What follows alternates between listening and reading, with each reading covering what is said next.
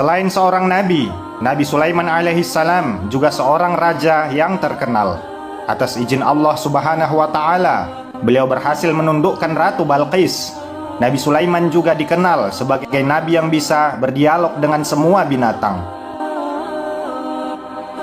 Suatu ketika, Nabi Sulaiman alaihissalam memperoleh wahyu dari Allah Subhanahu wa Ta'ala yang memerintahkan agar sang nabi segera pergi ke suatu pantai. Kepada Nabi Sulaiman alaihissalam, Allah Subhanahu wa Ta'ala akan menunjukkan kuasanya melalui sesuatu yang ajaib dan luar biasa. Nabi Sulaiman alaihissalam segera berangkat ke pantai yang dimaksud dengan seluruh bala tentaranya, baik dari kalangan jin dan manusia, dan sebahagian bala tentara lainnya dari kalangan binatang. Sesampainya di sana, beliau tidak menemukan sesuatu yang aneh atau ajaib, hanya hamparan pantai yang memanjang dan laut yang terbentang luas seolah tanpa batas. Nabi Sulaiman alaihissalam segera memerintahkan salah satu jin untuk menyelam di lautan agar membawa keluar sesuatu yang tampak ajaib jika menemukannya. Jin tersebut segera menyelam sedalam yang ia mampu sambil memperhatikan sekelilingnya.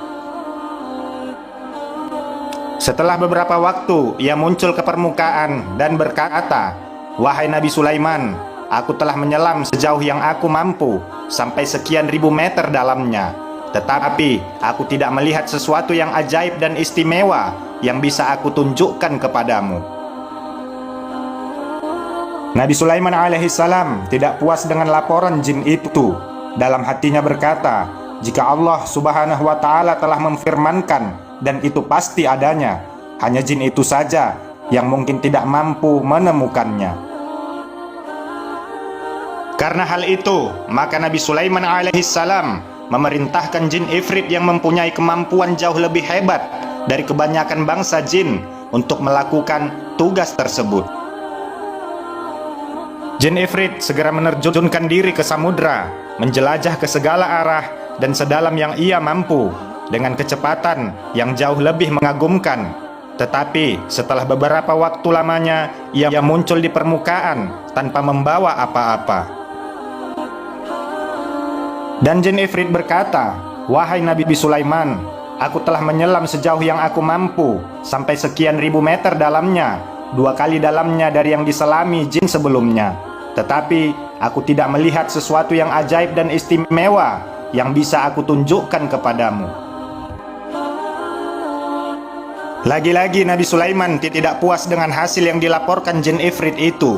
Karena itu beliau berpaling kepada salah seorang punggawanya, Asif bin Barqiyah, seseorang yang sangat ahli dan menguasai kitab Taurat. Bahkan Allah Subhanahu wa Ta'ala menganugerahinya ilmu secara langsung dari sisinya. Nabi Sulaiman berkata, "Wahai Asif, bawakanlah dan tunjukkanlah kepadaku keajaiban apa yang disembunyikan Allah Subhanahu wa Ta'ala di dalam lautan ini."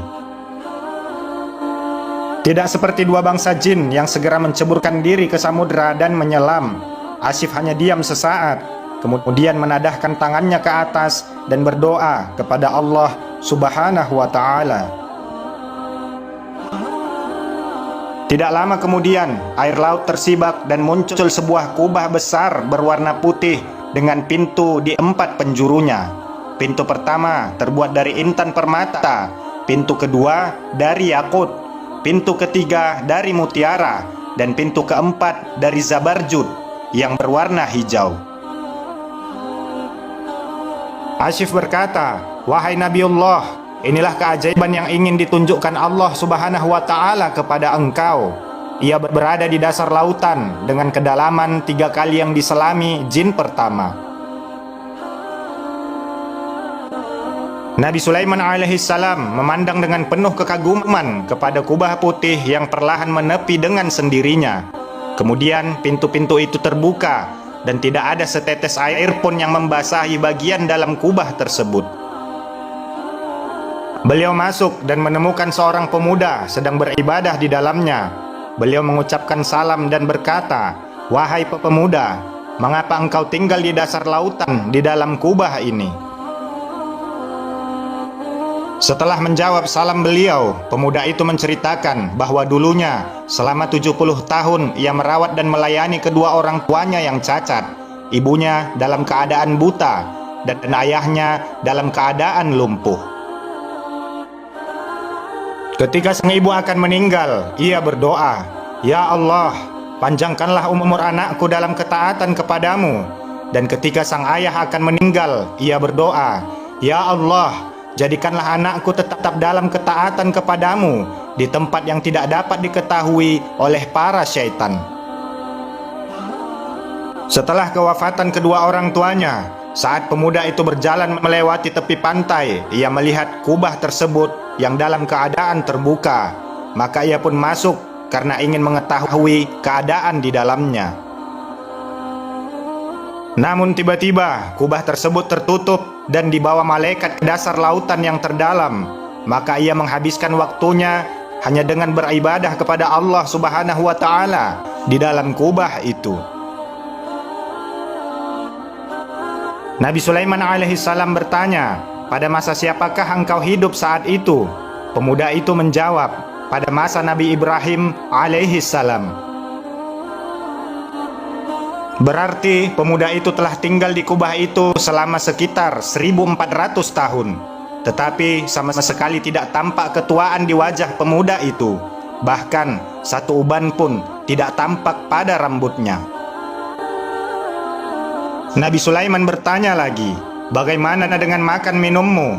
Pemuda itu menjawab, "Setiap hari kubah ini naik ke permukaan dan seekor burung membawakan makanan dan minuman kepadaku. Aku bisa merasakan semua jenis makanan di dunia ini yang membuatku selalu puas dan kenyang. Hilang semua rasa haus dan lapar, panas dan dingin, jemu dan malas. Bahkan tidak ada rasa kantuk dan ingin tidur, sehingga aku bisa menghabiskan waktu untuk beribadah kepada Allah Subhanahu wa Ta'ala." Nabi Sulaiman alaihissalam memandang pemuda itu penuh kekaguman. Walaupun segala mukjizat dan kelebihan yang diberikan Allah Subhanahu wa Ta'ala kepadanya sangat mengagumkan, tetapi bagi Nabi Sulaiman alaihissalam, apa yang dialami pemuda itu juga sangat mengagumkan. Ditambah lagi, pemuda itu bukanlah seorang nabi dan rasul, dikarenakan berbakti kepada kedua orang tuanya lah yang membuatnya memperoleh kemuliaan itu karena doa kedua orang tuanya. Nabi Sulaiman alaihissalam berkata, "Maukah engkau tinggal bersama kami?" Pemuda itu menjawab, "Kembalikanlah aku ke tempat semula dan biarkanlah aku terus beribadah kepada Allah Subhanahu wa Ta'ala sampai waktu yang dikehendakinya." Maka Nabi Sulaiman alaihissalam keluar dari kubah tersebut dan memerintahkan Asif untuk mengembalikan kubah itu ke tempatnya semula. Asif menadahkan tangan dan berdoa, maka perlahan kubah itu masuk ke dalam air dan pemandangan kembali seperti semula, hanya hamparan air dan pasir yang seolah tidak terbatas.